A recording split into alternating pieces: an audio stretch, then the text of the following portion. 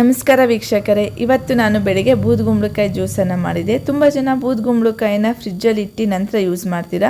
ಆ ರೀತಿ ಮಾಡಬೇಡಿ. ಅದ್ರ ಬದಲಾಗಿ ಈ ರೀತಿ ಮೇಲ್ಭಾಗದಲ್ಲಿರುವಂಥ ಬೀಜನ ಕಟ್ ಮಾಡಿ ಒಂದು ದೊಡ್ಡ ತಪ್ಪಲೆಯಲ್ಲಿಟ್ಟು ಅದ್ರ ಮೇಲೆ ಒಂದು ಕಾಟನ್ ಬಟ್ಟೆನ ಕಟ್ಟಿ ನಂತರ ಈ ರೀತಿ ಬೆಳಿಗ್ಗೆ ನಾವು ಓಪನ್ ಮಾಡಿ ನೋಡಿದ್ರು ಯಾವುದೇ ರೀತಿ ಹಾಳಾಗಿರಲ್ಲ. ಫ್ರಿಜ್ಜಲ್ಲಿ ಇಡೋದ್ರಿಂದ ಅದರಲ್ಲಿರುವಂಥ ಪೋಷಕಾಂಶಗಳು ಹಾಳಾಗುತ್ತೆ.